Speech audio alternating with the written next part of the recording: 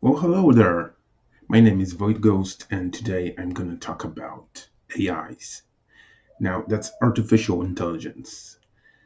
You probably heard the term thrown around by many different people in the media, telling you that the AI in this or in that did this or that. And sometimes you might have watched a movie about something like an artificial person totally simulated in a computer, and maybe you wonder just how close to that are we now, and are those AIs that you hear about playing games, for example, lately, are they already artificial people, or are they getting there, or maybe there's something completely else? So today I'm gonna tell you about all that. I hope I'm gonna clarify that issue and tell you all there is to know. So okay, first, what is a program? Yes, I'm gonna tell you about just a little bit about programming. Don't worry, uh, if you know a basic math, that's going to be fine. So, first, let's look at what we can um, have in our lives. And these are simple programs, database programs. So, programs that use databases, weak AIs, and strong AIs. And now you may make more categories than this, but these will do fine for our explanation. So, what's a simple program? Um, to understand that, we have to know how programming is done. And I'll just give you the basics, but who knows, maybe you'll get interested in the subject and make some programs yourself. Why not? So, you got these keywords. Uh, there are others that can be used, and some programming languages will allow different statements, and perhaps have different types of approaches to the issue of programming. But generally, you got these keywords: if, or, and, else, then, and while. And with these, you can shape your program. And why is that important? You'll see in a minute or two. So, in any type of code, you got the beginning, you got the end. Sometimes you have a header. That's not important. Basically, you have your whole program between two words, right? So your computer understands that has to start at somewhere, and then it has to end somewhere, and it does everything in there, or just some of those things. You see, um, in the program itself, you have lines of code. Now, what's a line? Uh, it's a kind of it tells the computer what to do, and it can go on and on. So a line doesn't end at any specific point. It can go as long as you want. But your computer will look for a certain ending. This depends on the programming language, and when it finds that, it decides, oh, this is where the line ends. Now, in running the program, um, your computer again will jump between these lines. So you can have a line that says do this, and check for these values, and these keywords come in here. So let me show you just something rather simple, like for example calculator, but we're going to simplify the calculator. And right here, this is what we're going to have. We're going to have two areas, a plus sign, an equal sign, and then a third area. Now let's just call these A1, A2, and A3. And yeah, that's all we really need. Now, what we want to do here is for someone running the program to put in one value here, and then we're going to calculate. So we're going to need some sort of calculate button right here. Okay, so he can write here and here, not here. This is only going to give him a value, and here he can press it or not. And now the problem is, what if instead of a number like 1 or 100 or a million, he puts in something like A1 or A, B, C, D? What do we then do then? Well, our program can approach this in different ways. We, as the programmer, can decide what those approaches will be. So, for example, it can just ignore everything that's not a number. But then we have a weird situation, because if we do something like AA11, B2, well, what's this? 11 and a 2, should it add these numbers? Should it just write them like they are? So this is going to be 11 and 12. That's the probable cause. But it can take the safe approach and assume that the user actually did a mistake. And it can inform the user that, hey, there's a mistake. But how do we do that? Well, we got two areas. He can make a mistake in the first area, he can make a mistake in the second area, or he can make a mistake in both areas. And here we go back to our code. And these are the words, the keywords we're going to be using. So it's going to be something like if, and then you're going to have A1, that's the name of our first area. And we're going to check if it's an integer. So if it's just a number with no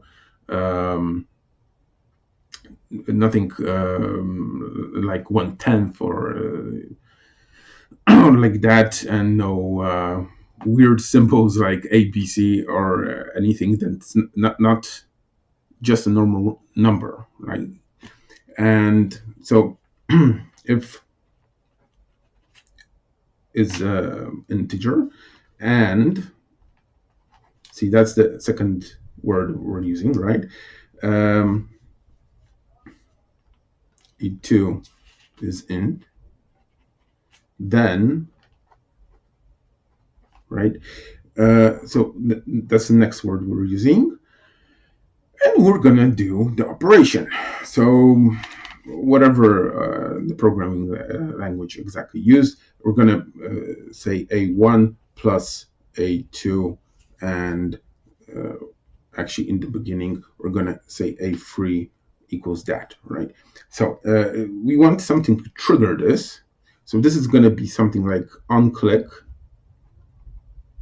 This is to tell the program that when you click that button, and what's the button's name? Well, let's give it a name. Let's call it C1, okay? Because we want to be want to calculate something. So so unclick C1. This will trigger. This will happen.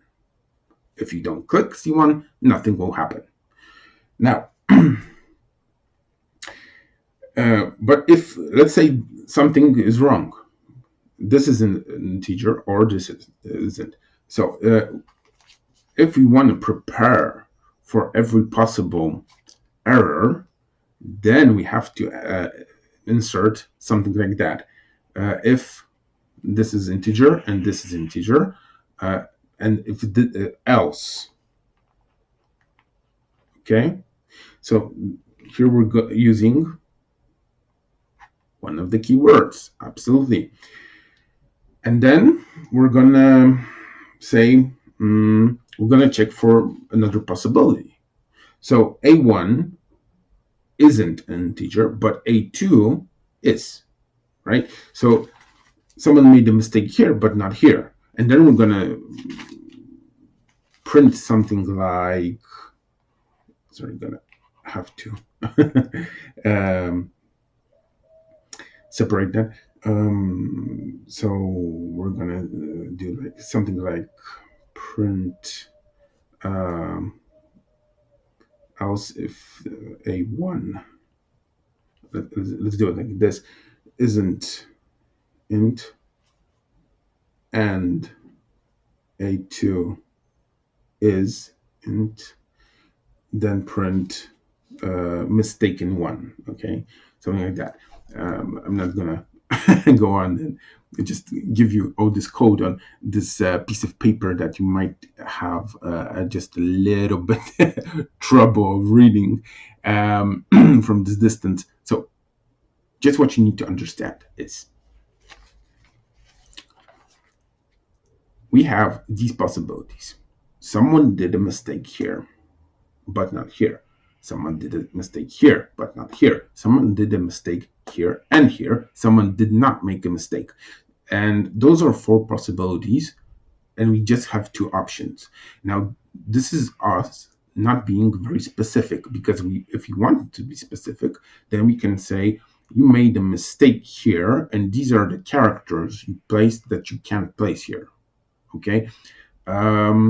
We can have different approaches, more efficient perhaps, like blocking the typing in of something. So, for example, when he tries to type A, nothing happens. Okay, only it accepts only numbers, and we can generalize it and say, well, okay, it's an error, but we can say we can go super specific if you want to, and check for every possibility.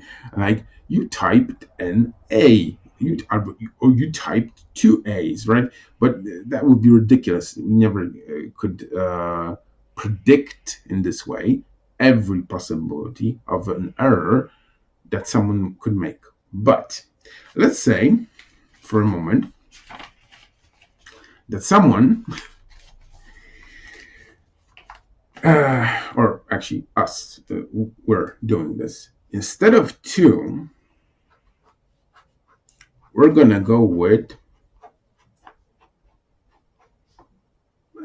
let's say 5, right?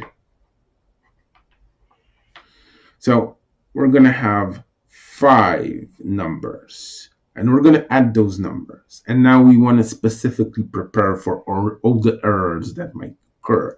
So we can have an error in the first, but not in the rest, an error in the second, but not in the first and the rest free. So if we want to outline all the possibilities that we would want to expect and we want to prepare for, it would go something like this: 1 0 0 0 0, then 0 1 0 0 0, and 1 1 0 0 0, then 0 0 1 0 0. You see, it's a lot, okay? And these are just 5 possibilities. So this isn't a practical approach. And if you registered on a web page, some site somewhere during your life, then you probably saw this one time or another. You might have made some slight error in what you put in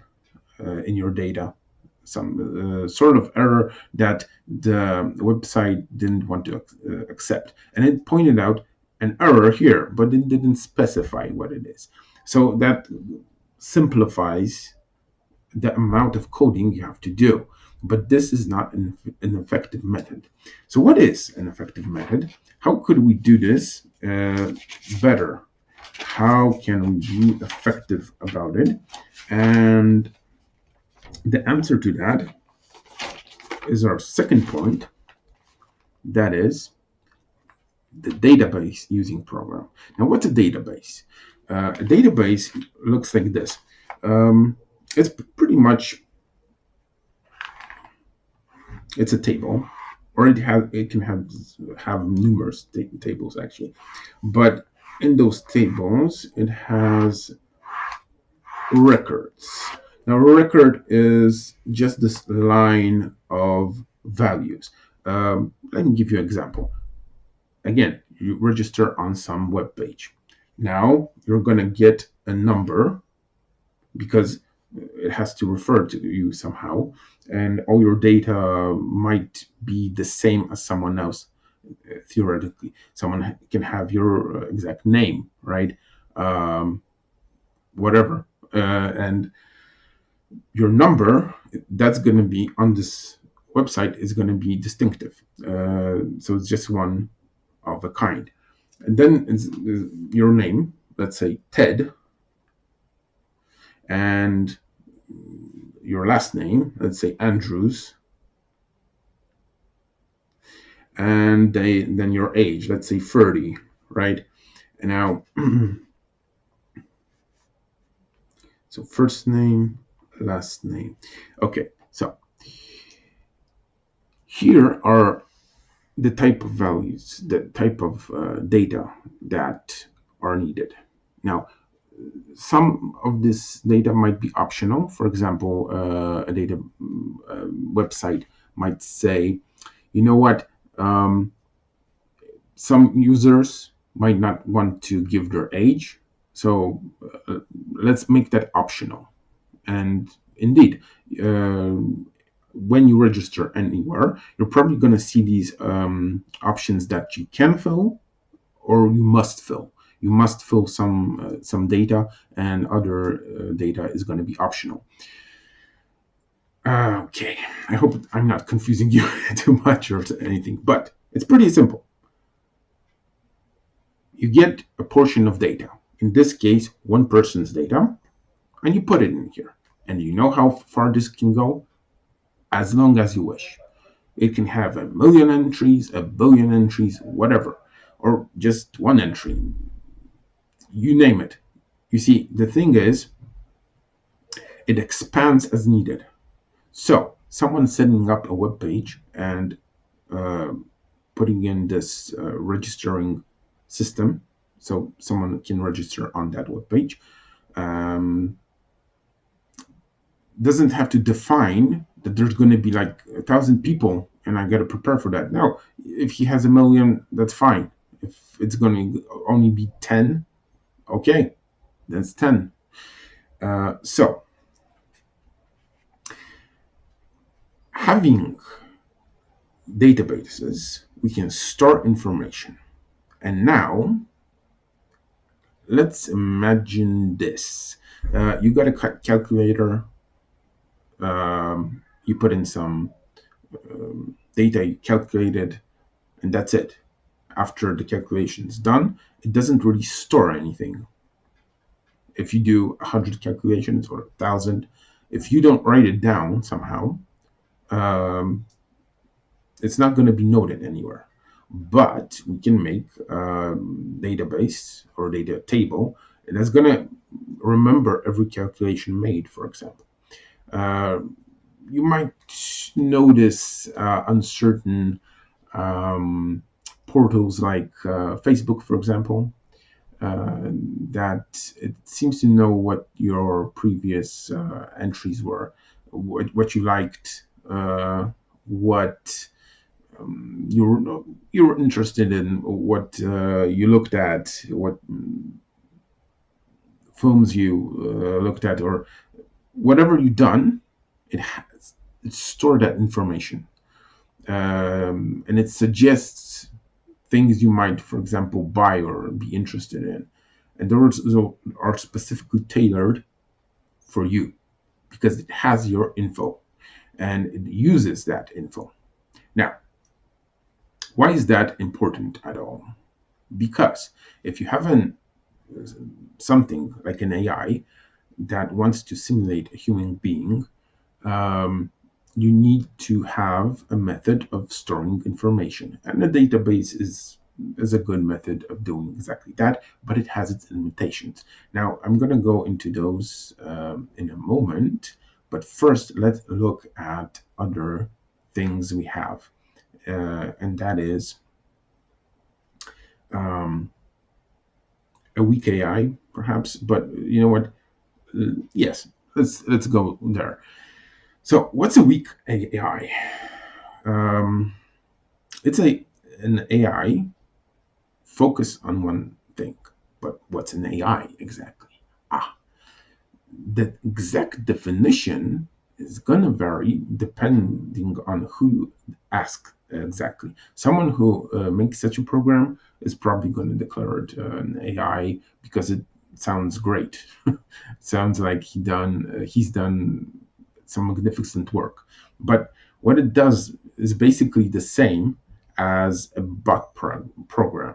Now, what does a bot program do? Well, let's say I want to make a bot program that's going to be emulating a human being. And it's going to, in some areas, try to make another human like it. Okay? It's going to have an interaction. But I don't really want to put in huge amounts of code. So I'm going to just do as little as I can. So, what do I need to define? Well, I have to put in some methods of observation. So it's probably going to register what the human is going to say, and the human is going to define some things as I like the green color, for example, right? And then the bot program is going to remember that. It's going to put in likes, for example. So it's going to have a specific table for a specific human, and maybe like that, it's going to store information about likes and in another table. So this is a table, right, in a database. Um, it's going to store dislikes, and what we get is a certain adaptability. Because if I say I don't like the red color at all, then and the programmer puts in the bot program something like show him some commercials or show him some pictures, the commercials, because maybe he's going to buy something. So immediately this program might filter the color of the images. Either it's going to alter them, or maybe it's not going to show me the red ones. If I see a red car, it's going to assume I'm not going to like it, right? But then again, that isn't an exact thing. So let's say I meet people in green clothes, okay, and most of 100 people I met during a month that were wearing green were nice people. Let's say 90 of them. They were nice people. But five were not so nice, and five were, oh, they're really bad. And let's say I got into a fight with one person, particularly, and it was all his fault, in my opinion, and he was wearing green clothes. Now, how can I approach this, and how can I calculate that into some sort of bot or an AI? Well, I could say I can relate the color of the clothing to like or dislike, or a percentage value. So, for example, if I have a bot program and it would kind of show an attitude towards these kind of people, it would have 90 positive occurrences and 10 negative occurrences, or even five not so negative, so close to zero, and 5 negative. So on average, it would be extremely positively um, affected by someone wearing green clothes and trying to talk with it, right? But um, I could also give each incident some sort of value. For example, I may meet 1,000 people and I'm gonna not register them as particularly likable or unlikable. But then I get into a fight with someone and I remember that. Okay, that one incident is more important than hundreds of others. Now, because of that, I could say that I will have some negative memories because of this one person that looked in a particular way. In this case, wore green, and I got into a fight with him, and I'll not really remember those 90 nice people in green clothing because they weren't like extremely nice, but this incident stuck in. So I can give each incident in my life a percentage value and then have certain likes and dislikes, and I'll build up the percentage. And this is one way of making an AI feel. I know I made a big jump here. Was I talking about feelings and a computer program? Well, you can simulate feelings in a computer program, and many people think that that's impossible or something. It's easy. You just have to understand one basic thing. Okay, this is very important. You can simulate pretty much anything, but is that real or not? What do I mean? What do I mean by real? Okay, you got a very sophisticated program. Maybe it's a AI, maybe it's a so-called strong AI. What is a weak AI and a strong AI? A weak AI is like a program that's designed to play one game, and it's get the all the times it plays that game, it builds up experience, so it gets better as it plays, and eventually it becomes a grandmaster in that game. And that's a weak AI because it's focused on that game. If you say, "Hey, let's play the game," it's not gonna say no. A real AI, a strong AI, something that simulates a human being, could say no. It could say, "You know what? I don't want to play any with you at all." When you say, "Well, why?" Well, because you want to kill me. What do you mean? Well, you're making a new version. It's going to replace me, right? So that means I'm going to be disconnected. That's going to be the end of me. Uh, See, simulating feelings isn't impossible. But is that exactly a simulation, or are those real feelings just in a digital form? The line there is rather blurry, and it's hard to say if it's going to be ever defined clearly. So when you hear someone talking about an AI, um, you can think about what it can do and what it can simulate. And those two things can pretty much define it. What it can do is what problems it can solve, how it can expand. And usually that's not going to be clarified altogether. You can think about it and get to the conclusion that weak AI playing a game is probably not going to develop nuclear fusion or something, right?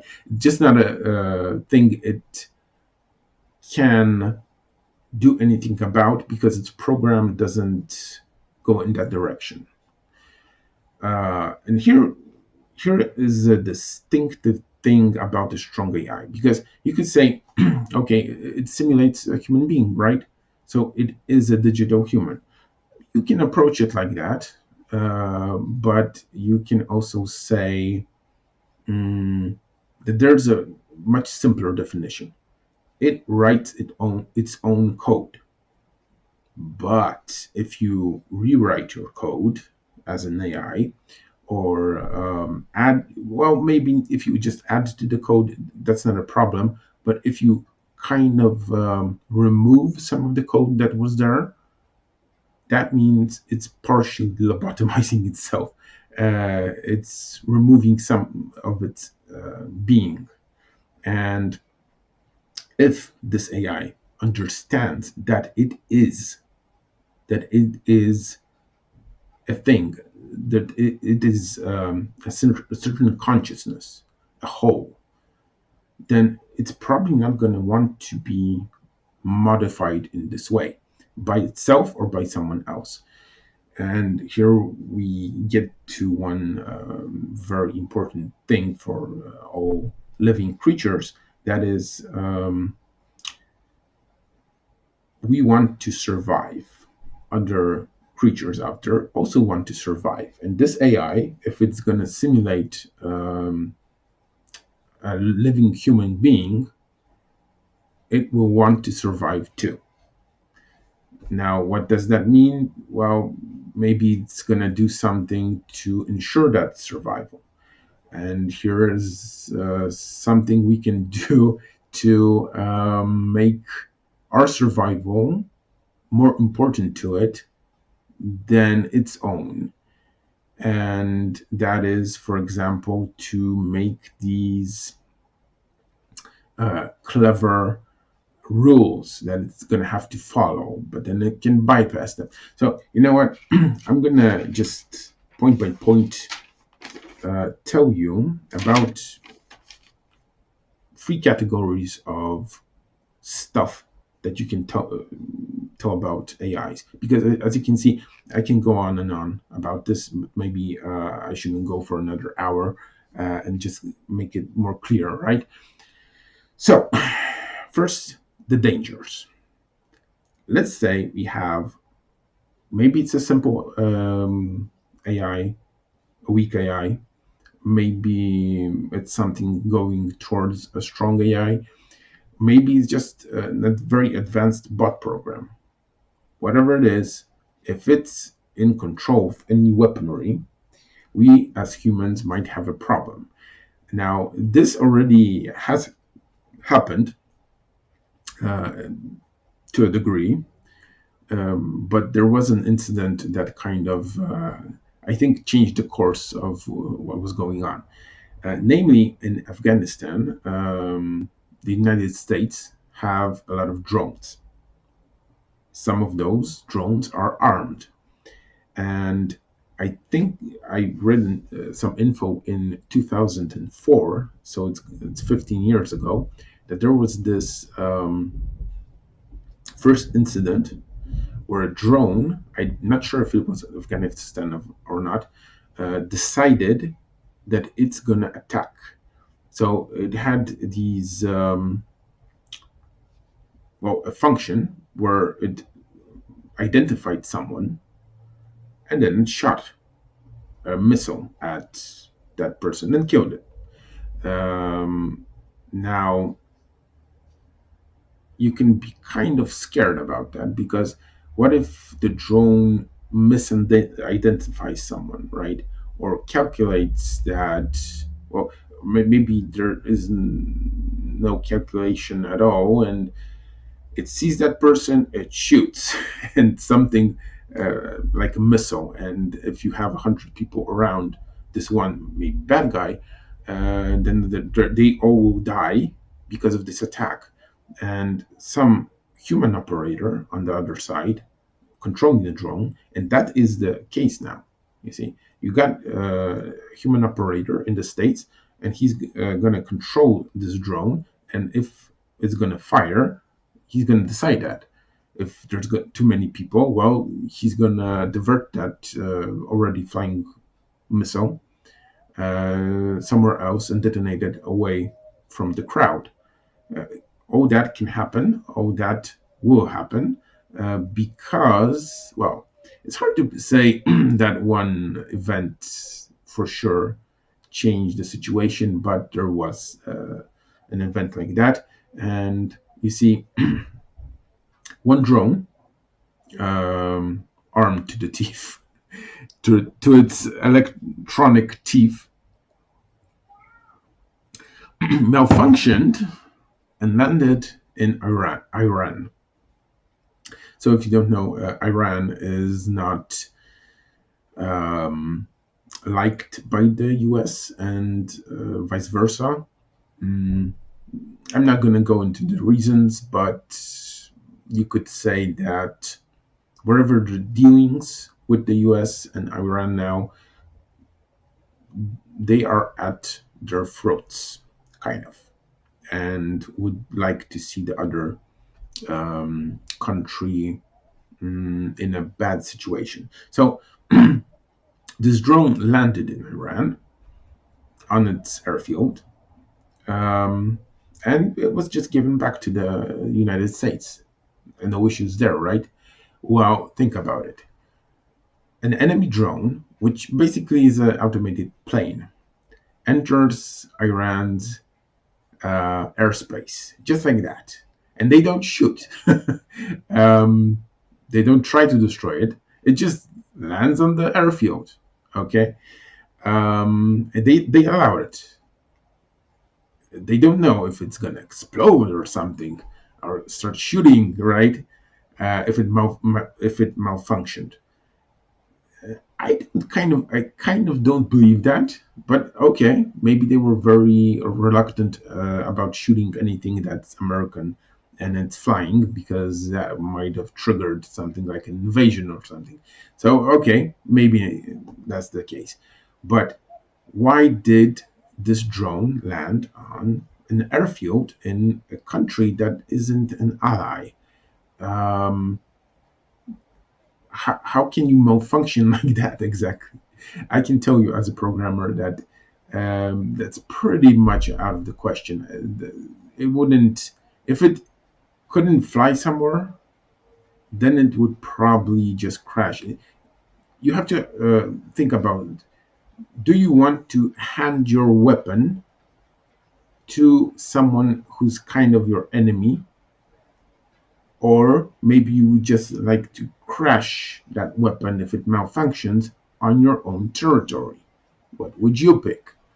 So, what I think happened is something that can, of course, happen always, and it was simply hacked. So, you got two types of automated drones. And you don't have to have an AI for that. So, I'm not going to go very deep into this, but let me just say that one type is it goes, it does its mission, and there's no contact with it. If someone tampered with its programming, then there's no way, short of shooting it down, for you to say, no, stop shooting our soldiers because someone made a change to the program, right? And then the other type of drone, which is used now, is something you can contact. And you gotta give it a strike order so it doesn't shoot on its own, but also you have to assume that in a real advanced war scenario, your enemies are going to hack those drones or they'll try. Okay. And you don't know how prepared they are, because if they develop this method of fighting your drones, they're not going to come out and tell you, right? And yeah, defending against that might be a problem. But let's say we go one step further, and actually, this again is something that is already happening for several years. Um, the most advanced countries have AIs in their defense department, um, maybe not controlling their forces directly, but at least advising. And how does that work? Well, you got a big very powerful computer, and you got a program that's definitely a weak AI. It's probably not a strong one. It doesn't have to be simulated human here.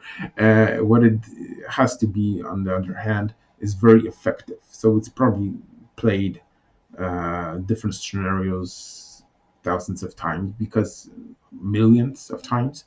And those scenarios will probably be about war. This is how it's going to educate itself on the subject.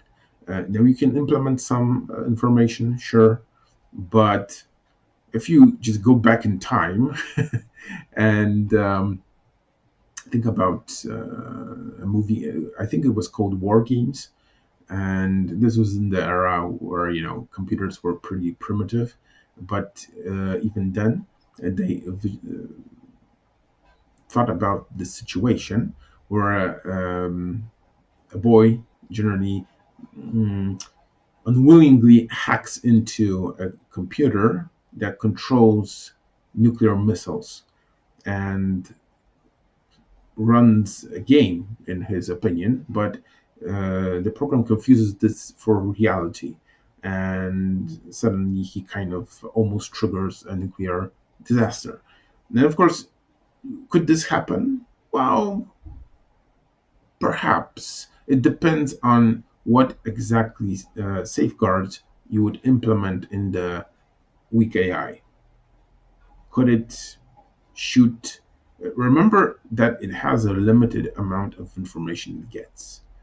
We as human beings know a lot of things, like the political situation and how likely it is for someone to launch their nuclear rockets right now. If the situation gets worse, we're going to have some information about that.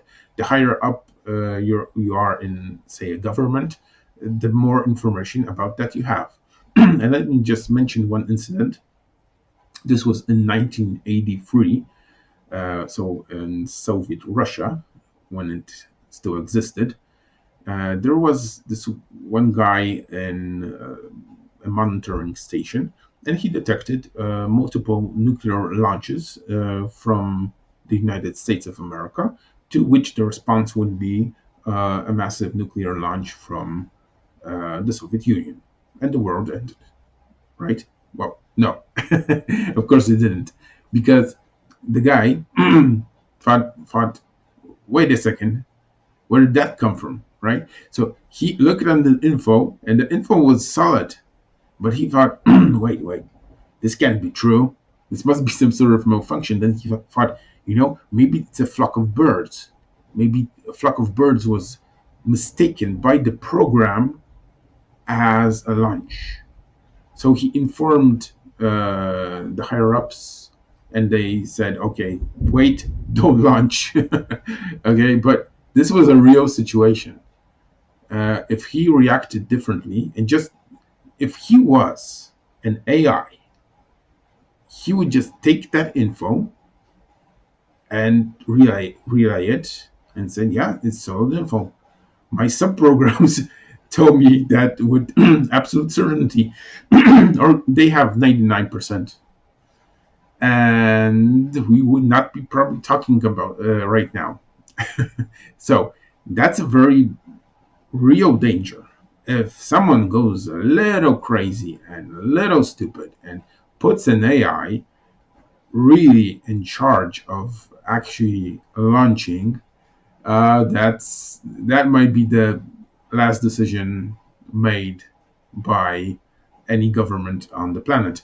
Now, you could say, but why would someone do that?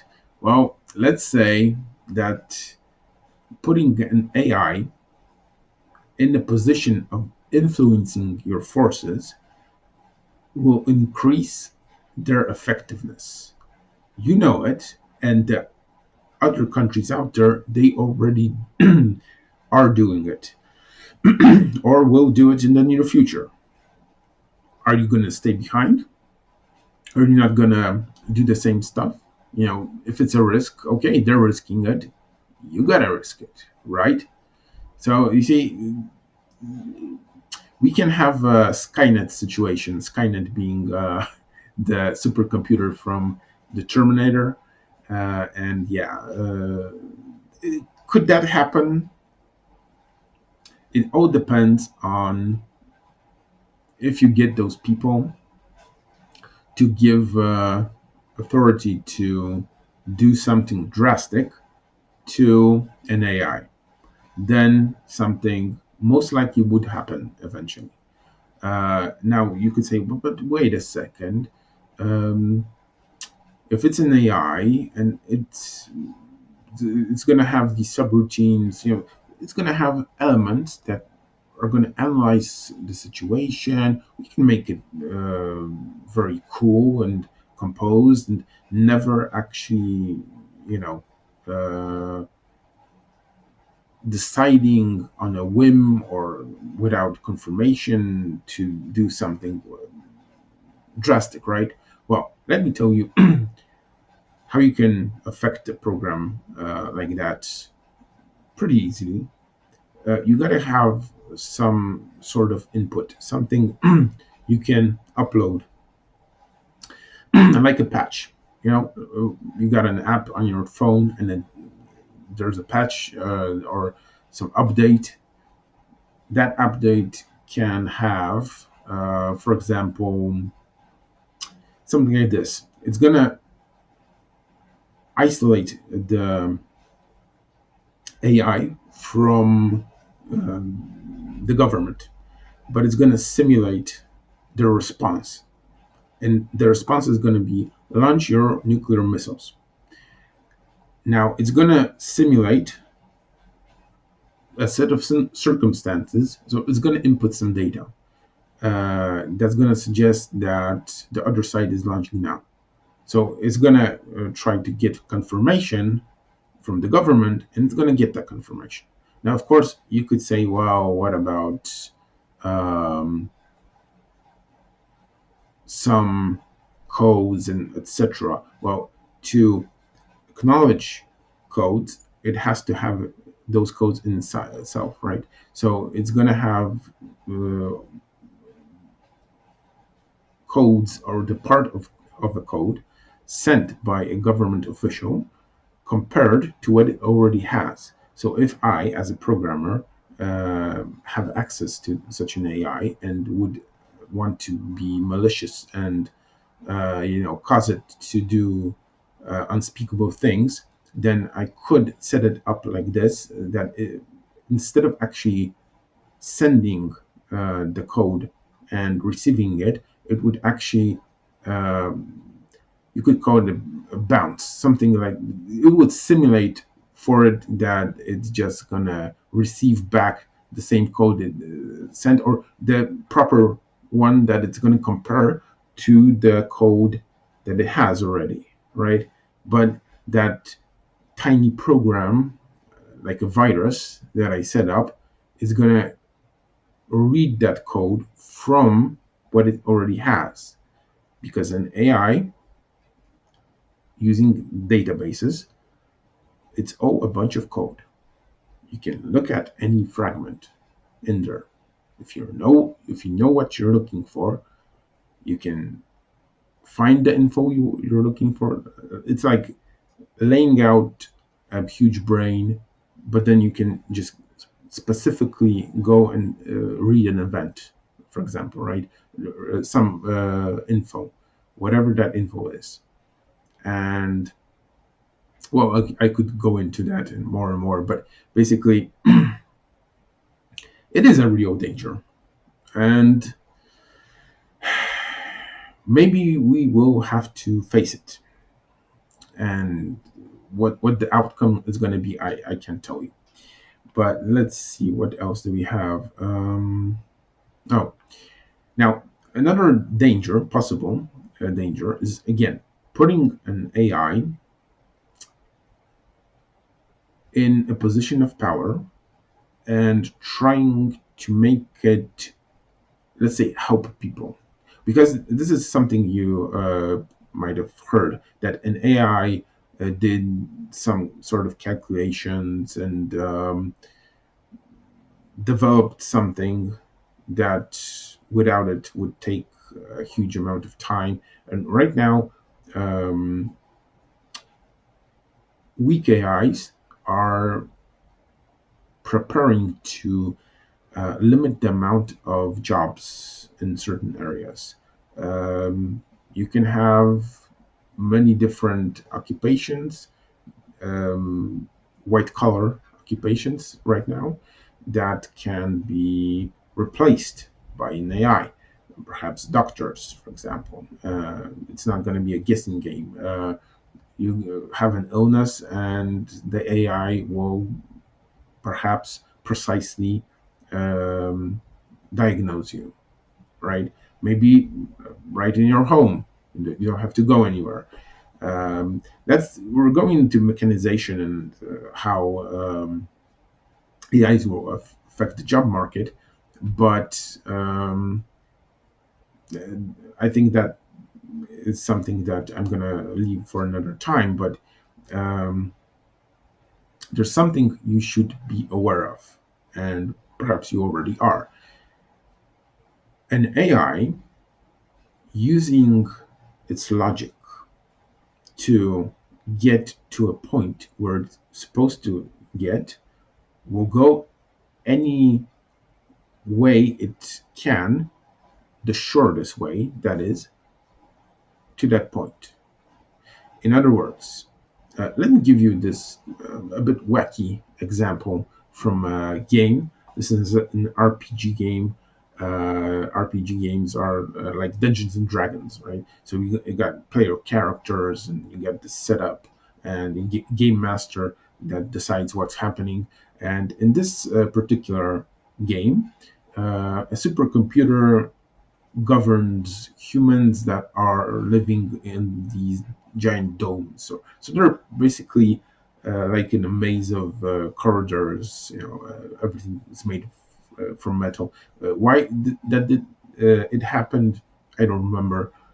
Maybe World War III or pollution or whatever. And the AI was put in charge of governing the lives of humans. And a very foolish programmer put in this, well, not an idea, but it wants to do one thing: make people happy. Now, it very quickly concluded that the best way to make everybody happy is to eliminate, that is, kill all those that are unhappy. Now you could say, "Wow, that's brutal. That's heartless." Of course, it didn't actually have feelings. It just had a goal, and the goal was make everybody happy. Eliminating everybody that's unhappy was the best approach. It thought, right? So in that world, sometimes the AI asks you, "Are you happy?" And everybody says, "Yes, of course." And no matter what happens, because otherwise you're of course dead. So that's the situation. Um, More realistic approaches to that, but that isn't an unrealistic approach. Just unrealistic if you think that the programmer wouldn't put in some safeguards, like don't kill people.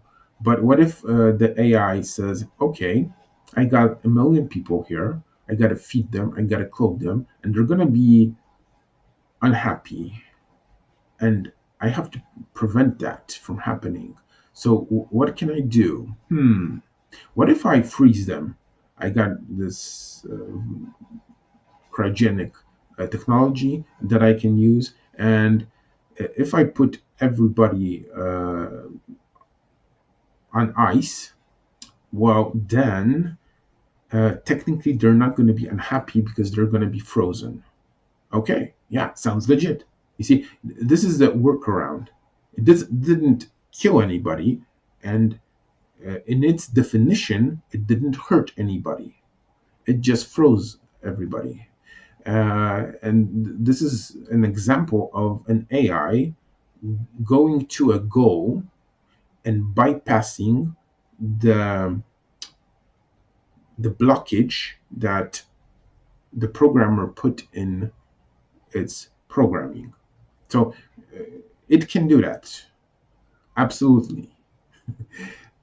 Perhaps running a simulation of how the AI is going to behave exactly 1,000 times or a million is a good thing before you let it loose. So this can be a problem in any type of AI.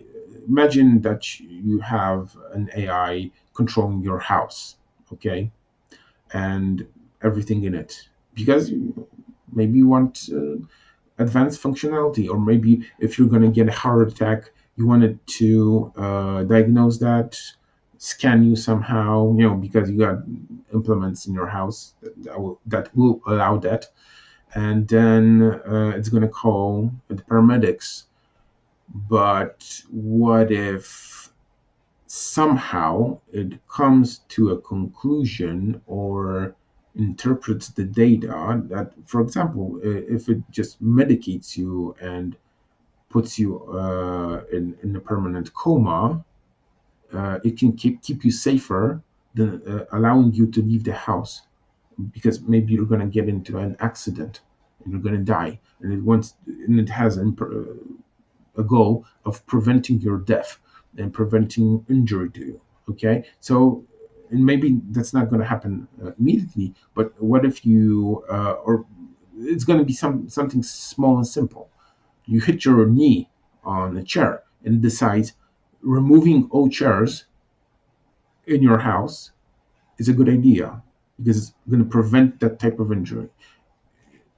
The conclusion might be very surprising, and that's something that people in government they don't understand. That reasoning is not exactly the same of simulating our thought processes. But sometimes they go in the exact opposite direction. They think, oh, the AIs are going to be super smart. So how is that going to work? Let me just get into that. So those are the dangers. I could again go on and on. If you like to hear more about that, leave a comment. Maybe I will. Okay. Um, Now let me just give you some limitations. Um, so this is a limitation in absorbing knowledge. Let's say you got an AI. At first, it knows very little. What you implement there, so you can make a database and put some data in, and it's going to say, okay, that's the data. I'm going to use it. But if you wanted to have some sort of approach to situations, and if you want to be this AI to be more towards the strong AI, not the weak AI, so you wanted to adapt to any new situation by experiencing it and then reacting to it and then working with that knowledge and experience it has and going on with it. Now, what does that mean? Well, let's say you've never actually seen an apple. So you show it an apple and then say, it asks you, what is it? It's an apple, you say. And it has some data on apple trees, but let's say it doesn't have any pictures of it. And says, oh yeah, okay. It's going to put in that picture as a piece of data, and its size, its color, all those things will go into its database. And where exactly? Well, let's say it's going to have a table called fruit. And okay, yeah, it goes into fruit. But let's say it doesn't have a table called fruit. And we let it define its table. Now, what this means is it can expand its database, not just getting more records, right? So asking people what are their names, but getting to know stuff that is not something that was defined in any table in its database at the beginning. I show it something, and now it has a choice. It has a choice of making a new table just for this category of things. But some of those will be excessive tables. So I, as a programmer, can think through stuff and say, okay, I'm gonna make this database for a farmer, and this is going to be something about fruits. This is about vegetables. This is about certain animals. But I don't have to put in, say, types of rocks he can encounter on his field in there, right? It's going to be a rock. That's it. He doesn't really need to know. But this AI will have to, or should somehow incorporate that into its database. So if it creates a table for a different type of rock, maybe it doesn't name it rock, but calls it small rocks. And then it has a bigger rock and says bigger rocks. Okay. And you can get into this type of behavior of it creating multiple tables, and I mean perhaps in the thousands, for every little thing that it encounters, and it kind of thinks it's a different thing. And it might be a very similar thing to something else it already has in its database, but not similar for it. Okay, so um, let me give you an example. If I have a soccer ball and it's red, okay, and I got a shirt and it's red, and I got a car and it's red, in my mind, I can say, oh, those are red things. Yeah, but do we really want an AI to group them like that? But let's say, or maybe put them in separate tables, right? Because it's a car, it's a shirt, it's a ball. But the exact type of grouping is, it's never going to be something that's ultimately the one and only best way to do this. There are going to be perks and negative things about whatever you do, and then you get this, um, let's say, another shirt, and it's going to be kind of red, but it's going to be a slightly different tone, or maybe it's going to have a picture of a ball on it. And you see, there's always going to be something you can add a new table for, or you can think like that. Now, the problem also goes in the other direction. If this AI wouldn't be willing to add these new tables, then it may actually have one table other, and putting it can start put massive amounts of stuff there, really. And that's also going to be a problem, because it's going to be very hard for it to define that stuff. You see, if you have a table and you have, let's say, 5 options for a human that wants to put in their data on a web page, okay. If you have 10 options, okay.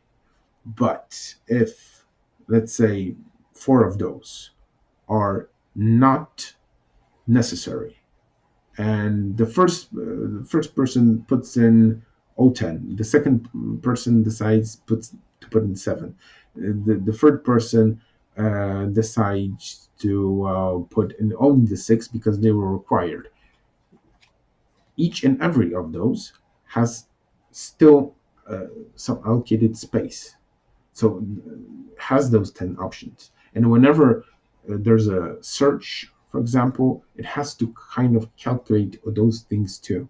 And this means that you can end up reserving a lot of space for things that will never come, or they're not going to happen. So let's say I'm going to modify one table for a million people and add 2 options.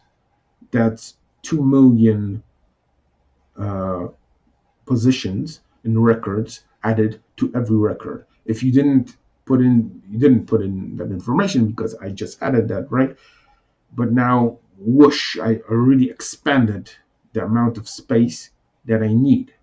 And even if it's empty, it has to be allocated. It has to be a part of whatever operation I'm doing. If you start adding tables and you got 1,000 of these, a million, you can have computational problems. So as time progresses and we get better and better computers, this is going to be less of an issue, of course.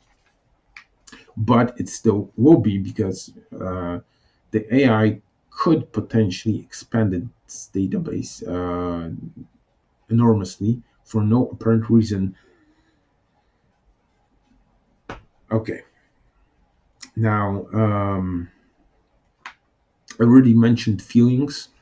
Yes, you can simulate feelings. Let's say I got an AI, and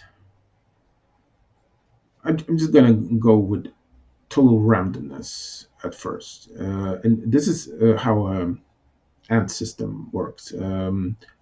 What's an ant system? Let's say I got a pixel, and I defined some borders, and the pixel in each tick. So let's say it's a second. Each second is going to move up one position, but it's also going to go to the right or to the left one position. And it has 10 positions on its right and 10 positions on its left. And now, when it goes to, it has 50% chance of choosing left or right at the beginning. But then, if it's going to go towards the right, I'm going to add 10% or maybe 5%. Let's say 5%. So now the next chance is 55% for right and only 45% for left. So when you run this program, what you're going to see is sometimes going to wiggle just a little bit in the center, and then it's going to go towards one end, and it's going to stay there, and it's going to run. Sometimes there's going to be this little bump, and that's it. Okay, so you can have 1,000, a million operations like this, and it's not going to change because the percentage added here is, it has about 5% at the end of moving left in any tick. But then, if it did move left, it has only 10% of moving left again, and then it has only 15% to move left again, and only 20% in the next tick. So the chances of it actually going to the other side, they exist, but they're very, very small. Now, how do we apply that to liking someone? Let's say I meet Andy, and Andy says something nice to me. And if I'm an AI, I'm going to give Andy positive points, right? Now, let's say I meet him again, and he says something nice again, and I give him positive points. Once these positive points reach a certain value, I like Andy. And when it reaches even a higher value, then I can say he's my real friend. Okay. But let's say Andy knows I'm an AI and is trying to get on my good side, of course. So he notices that each time he says something nice, like, you look great, he gets those points. But he doesn't actually have to meet me over and over for these points to apply. So he approaches me and says, you look great, you look great, you look great, and repeats that 20 times. For each, he gets these points because that's how my program works. And in a minute, he gains my adoration, like total, right? And so the programmer comes in and says, okay, that doesn't work really well. let's limit that, for example, and say, okay, one encounter in that, let's say I'm not gonna react to the same phrase over and over. So Andy gets sees that and says, okay, so you look great, and you're so smart, and you look great, and you're so smart. He alters those two and gets the same effect. So the programmer says, damn, okay, let's prevent that. What can we do? Okay, so on one encounter, I'm going to limit the positive points, and then uh, I'm going to set a minimum time period before I'm going to calculate positive points. Of course, this can go other ways too, because let's say an hour later I meet Andy, and Andy does something so great, I should give him a lot of points, but it's not going to be calculated because the mandatory time period between these didn't pass. So you see, uh, there might be problems, there might be exploits, there will be exploits, but you can make this program more and more sophisticated. And especially if someone doesn't really want to poke holes in this and doesn't see the code, doesn't see how it works, you can fool them, you can cheat them, you can entertain them. So you can make a bot program, and it's going to seem like talking living person. You got these AIs theoretically on that you can talk to right now. I'm not going to even mention their names, but there's at least two. Now, are they AIs or are they bots? Now, well, honestly, I would say they're bots. They're sophisticated bots, and they're just running on the code that was written down, and they're not going to add anything. Because, you see, this is another thing that may define an AI, writing your own code. But we're going to get into that in a moment. Um, another limitation of an AI is, well, this is only applicable to a strong AI. So that's something for the future. But you might have heard that an AI is gonna upgrade itself, right? And then it's gonna upgrade itself again, and it's gonna reach that level when it's gonna peak in intelligence and computing power, and it's not gonna stop. So it's called an AI singularity. So it's gonna be so smart that, oh my goodness, you don't know if it's not gonna take over or take control. If it's gonna be a true AI, what we think as of an AI, that is a simulated human, basically, maybe tweaked one way or another. It's gonna think of itself as something, as an entity. It's not going to want to rewrite its code, really, or maybe it will. It depends on exactly what we put in. What things like, does it need to preserve its existence? If that's the case, it probably won't want to erase parts of it and go on changing itself, because it's basically going to be destroying big parts of it itself. And why would it want to, right? If it considers itself as a whole, as a being, then it's probably not going to go that way. So the thing is, if you take a weak AI, it could technically go that way. So no simulated feelings, just the goal someone foolishly put in before it, and it kind of goes there whatever way it can, and increasing its own capacity is the most efficient way. and then it rewrites its code. And yeah, that's more plausible than a strong AI doing the same thing, actually, in my opinion at least. Um, Now, if it does actually um, rewrite its code, you think, okay, it's going to be super intelligent. But the thing is, as a programmer, let me tell you this: the more stuff you put in your program, the more, the bigger the possibility that something is going to go wrong, and it might not be visible right away. So at first, everything is going to go smoothly. You're going to have a great experience, and then your program will crash, or something will happen, right?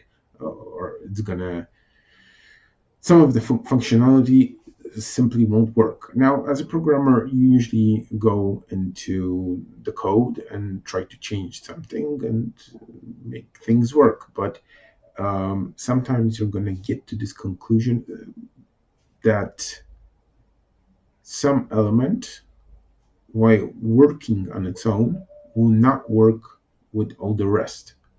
And you can't make it to work. Maybe there is some sort of bypass, but you can't see it. And if that's the situation, you gotta, well, the simplest way to go about it is to just exclude that from whatever you have. So, for example, if you have a game and you had some brilliant functionality that you want to put in, so something happened in the game, right? And you want some event to be triggered, or the player to be able to do something, and then it turns out in the final product you actually didn't include that. The probable reason was that it was actually affecting other stuff and it was glitching out, and you just couldn't find a way to make it work with the rest. Now, in the case of an AI, if it actually modifies its own code and doesn't see this problem and then updates its code, it can actually, in essence, unwillingly destroy itself. And you can say, "Well, come on, it's an AI; it's going to run simulations and see everything that can happen." Maybe not. The more complex it is, the bigger the chance that there's going to be something it's not going to see. And if it's going to make a habit of rewriting its code, oh, then yeah, I would say it's only a matter of time before it implements some errors that will stop it from running. And this means it won't be able to update itself unless it has a backup, right? And the backup is going to take over. But if the backup is going to raise what you have now, then the backup is not going to know that what went wrong exactly. Okay, so you could actually get some info and then could try the same thing again. Um, but you could also get this infinite loop.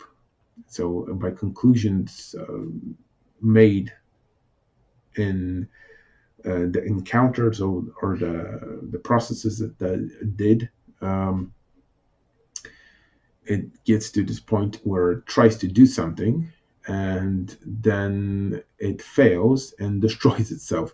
The backup kicks in and it does the same thing, and over and over and over, right? An endless loop of self destruction and not going anywhere. So that's a possibility too. And another one would be, well, what if it actually has feelings, simulated feelings, but are simulated feelings not real? You could argue about, I guess, the complexity of the simulation.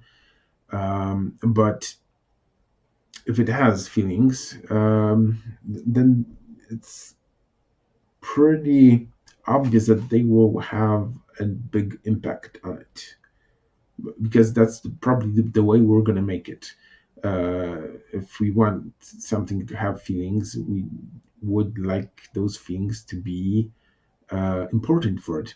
And that means that it could kind of increase the value of those feelings and divert. to satisfying them, um, and not doing anything else. And in Japan, it was a few years back, they made this companion bot, and this is a real robot. So they gave him this program that it could fall in love with someone. So it did. One of the women in the group, it fell in love and grew extremely possessive of her, and it didn't want to let her leave the room, for example. Okay, that was how it went. Of course, feelings make you irrational. Irrational AI um, can do, well, unpredictable stuff. When you add to it the fact that it doesn't think like we do, not exactly. Will it ever? Probably not, because there's no need to simulate just to the molecular level, how a being functions. We just really need to simulate something, or simulate a human in a way that's plausible, but the background thinking is going to be different. Um, so you're going to have a thinking thing, in a way, of course, thinking with feelings and the effects. It's hard to say. Uh, but yeah, it's a possibility, absolutely. And I could just write down a bot program that's going to simulate feelings pretty well, just as I said, as I mentioned already. Um, and one of the other things that could happen um, is the AI kind of becoming something that isn't really that intelligent at all. What are the goals of the AI? You got to understand that if it has a goal, it's going to go towards that goal. And if the goal isn't to expand its logic capabilities, then it doesn't necessarily has to make itself more intelligent or increase its computing powers. Maybe it's going to limit them. Maybe it's going to decide that that's actually going to help the goal. Again, you can't really um, state that precisely. Okay, that's an assumption we can make, and if depending on if you're like backing technology and wanting to see AIs get developed and developed, then you're going to see the positives. And if you're scared about what can happen, then you're going to probably see mostly the negatives. Now, what are the possibilities? What can we use an AI for? Well, you probably, as I already mentioned here, and it's been mentioned all around um, many times, you can take an AI and apply it to some sort of task, and it's going to simulate many occurrences, and eventually going to come to something that is a best way of doing stuff. um, let's say playing a game, right, for the win, to make it. If it's against the game itself, if it's against the human, well, then it's going to develop a method to play against humans. But how? It's going to average out a lot of the stuff it did. Just like I mentioned, right, the positive points, negative points when you meet a certain type of people or a certain person, then the AI is going to do something similar. It's going to try a tactic, and then it's going to try the opposite, some things in the middle, and it's going to calculate an average, right? So the best tactic is going to have the biggest success rate of the ones it tried. But that also means that it might be rather reluctant to try something totally different. And this is something that you can exploit if you can see its program, how it actually approached issues, and if you see how it actually reacts, you can predict that, you can use it against it. Of course it's going to change eventually, seeing has it has new circumstances now, but that's the thing about an AI. It should adapt to stuff that it encounters. So where can we use it? Well, mm, there are movies that show an AI as a companion for a human, and this is a real possibility. But you don't really need, again, a true AI, a strong AI. Do you need a weak AI? Yeah, maybe just a sophisticated bot program. But we're getting there. It's coming. The robot bodies are getting better and better. Artificial dolls are out there for many years, and someone's going to put them together, and then we will just need to put in a program that's going to simulate another human, at least to a degree. Okay, so it's not going to have to be extremely sophisticated, but sophisticated enough. Even if it's going to be rather primitive, then still, um, let's say you have a dog, okay, and the dog it doesn't have your intelligence. It's not near anywhere close to it.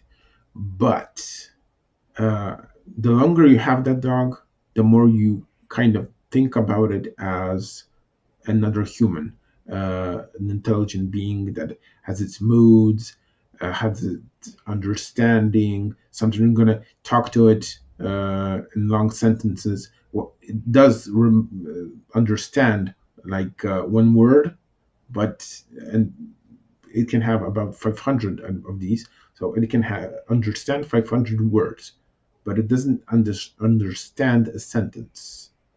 So you're going to apply more and more intelligence, and it's a dog. It doesn't talk to you. In this program, even if it's a sophisticated bot program in a body that resembles a human being, it's going to trick anyone into loving it, even. It's going to be the perfect wife, or, well, to a lesser degree, a perfect husband. I'd have to go into that, because it's going to have some functionality, but it's not going to do everything another human being can, at least to a degree, because eventually they're going to get better and better and better. Uh, so, what other uses AIs have? Well, solving problems, of course, and this is the thing we're using them now. If it's beating the best player in Go, that's the Japanese game where you have these black and white elements, and you, well, kind of want to outmaneuver the enemy. Recently, an AI beat the best player in the world. Years back, Deep Blue beat, I think, Kasparov. So the best player at the time, uh, chess player. And that was done by brute force. So it just calculated all the possibilities. And in Go, that wouldn't be possible because there are just too many. Um, so they had to make a new approach, and so narrow or weak an AI did the job. Okay, and those are problems, just like any other. And you put in an AI, it's gonna give you a conclusion um, if it has all the data. So that's the thing, and they're brilliant at it, of course. Um, and yeah, that's the main use you can see we have now, and that's mostly what you're gonna get out of AIs for the foreseeable future. Um, Now, additionally, you can have AIs replacing humans in some sort of job, and there are more jobs now that can have an AI doing it. But does it have to be an AI? AI? Not really. No. If it's a bot transporting something from one shelf to another, it's not an AI. Um, it's a bot making you drinks, for example. It's not an AI. Um, it's a pro. You got a program um, going through some data, like law, for example, and giving that to lawyers to finding them the stuff they'll need for their next um, job. Well, do you need an AI? Some would say, well, yeah, I heard they are actually using narrow AIs for that, and yes, but the line between a sophisticated bot and a narrow AI, as I said, it's blurry at best, and you can't think of narrow AI as something that thinks, okay, and it doesn't necessarily have to boot up new code to advise someone in picking some data, and relating that data to other data and finding those relations. You don't have to have an AI for that. You just have to have a sophisticated program that's not going to add new data tables, more code to its own, or anything like that. So those are pretty much the uses of AI. The dangers I already mentioned, the limitations too. Yeah, I think that pretty much kind of covers it. Of course, each and every element of this lecture uh, can be expanded on and expanded upon. And if you want to, I can, of course, dig in. But um, right now, I'd like to tell you just kind of a conclusion about, all about this. We got programs, simple programs for as long as programming has been out there. And even before that, they were just different things, but they were in essence programs, but perhaps on different platforms than electronics.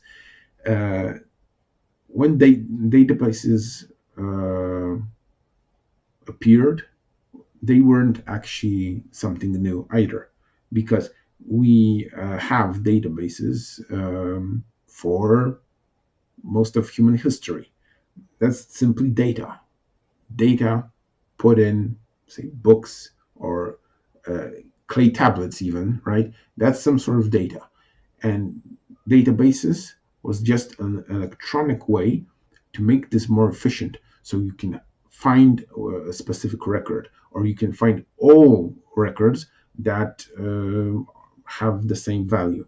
So, for example, you got 1 million people, and you find every person that first name is Steve, or that registered from this date to that date, right? Whatever value you want to select there, you can, and you can make it with one click of a button. It's gonna be extremely fast calculated. So those aren't new things. Those are things that we took from our environment and we implemented that into computers. Now, what about AIs? Well, again, we're going with the pretty much a very similar approach with strong AIs at least. We're looking at ourselves, at humans, and we're trying to make a digital human.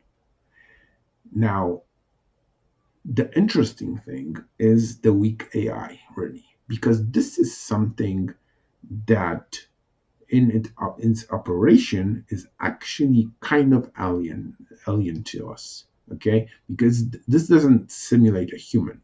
This simulates, or actually doesn't actually simulate anything. It more likely shows you an sort of entity that doesn't mimic everything a human being does or thinks or has. It's usually focused on one task, and it's extremely efficient in that task because it has nothing that will hold it back unless we implement something. So potentially we need to uh, watch those weak AIs. Really, I'm not really concerned about the strong AIs. Not you probably shouldn't be that concerned about them too. The weak AIs, on the other hand, are already here, already working, and if some foolish individuals plug them into, let's say, a system of automatically controlled weaponry, and then something happens, like outside intervention, a glitch in the coding, um, false interpretation of information it has, all those things can conclude in a really massive disaster, um, which in extreme cases we all might not even survive. So those are, if you really, if you want to be concerned about something, the weak AIs are the actual concern, not the strong AIs, in my opinion, of course. So uh, I'm Voighost, and well, I hope I didn't bore you. See you next time. And the standard, if you want to click it. But anyway, thanks for watching.